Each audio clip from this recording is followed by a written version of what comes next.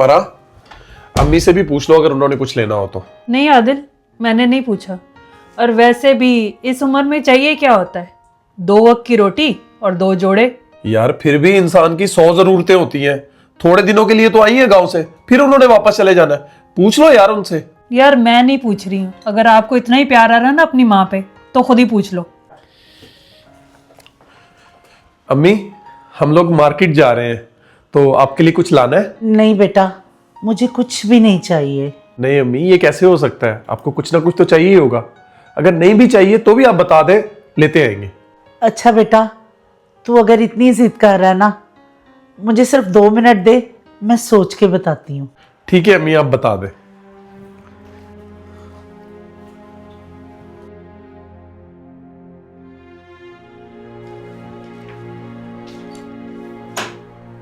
आदिल बेटा, ये मैंने लिस्ट में लिख दिया जो मुझे चाहिए। ठीक है अम्मी, लेते आएंगे। ठीक है बेटा।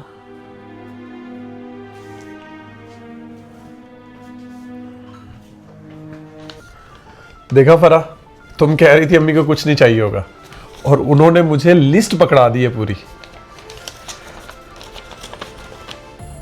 हाँ हाँ, अपने छोटे बेटे के लिए मंगवाई होगी, दिखाओ जरा। बेटा मुझे कुछ नहीं चाहिए, अल्लाह का दिया सब कुछ है।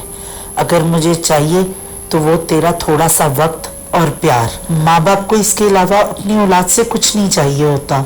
देखा फराह, माँ बाप को तो औलाद से कोई लालच नहीं होती। उनको तो बस औलाद से थोड़ा सा वक्त, इज्जत और मोहब्बत चाहिए होती है।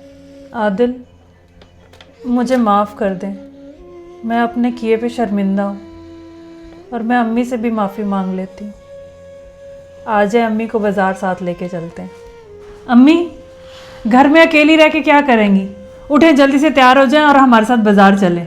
और हाँ, मेरी माँ जब तक इधर है, मैं अपनी माँ को पूरा टाइम दूंगा और अपनी माँ का पूरा ख्याल रखूंगा।